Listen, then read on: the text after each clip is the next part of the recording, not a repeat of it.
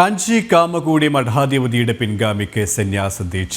ആന്ധ്രയിൽ നിന്നുള്ള 24-കാരനായ വേദപണ്ഡിതൻ ദുഡ്ഡു സത്യവെങ്കട സൂര്യ സുബ്രഹ്മണ്യ ഗണേശ് ശർമ്മ ദ്രാവിഡാണ് 71ാമത് ശങ്കരാചാര്യരായി അഭിഷിക്തനായത്.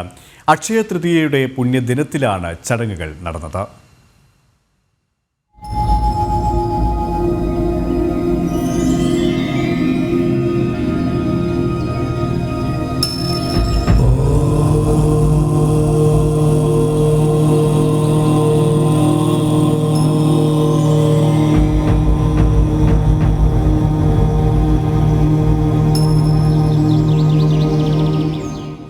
പുലർച്ചെ 5:30-യോടെയാണ് ശ്രീ കാഞ്ചി കാമാക്ഷി അമ്പാൾ ദേവസ്ഥാനത്ത് സന്യാസ ദീക്ഷയ്ക്ക് മുൻപായുള്ള ചടങ്ങുകൾ ആരംഭിച്ചത്.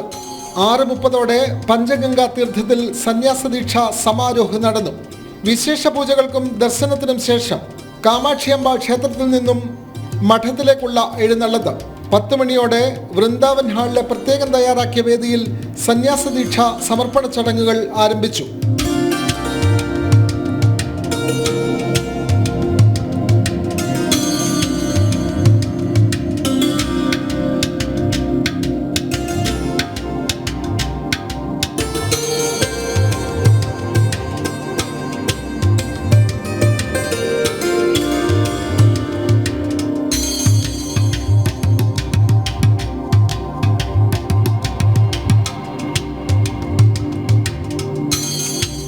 പതിനൊന്നരയോടെയാണ് സന്യാസ ദീക്ഷ സ്വീകരിക്കുന്നതിലെ പ്രധാന ചടങ്ങായ ഭിക്ഷാവന്ദനവും പാദപൂജ സമർപ്പണവും ആരംഭിച്ചത്. സന്യാസ ദീക്ഷാ ചടങ്ങുകളിൽ നിരവധി ഭക്തർ പങ്കെടുത്തു.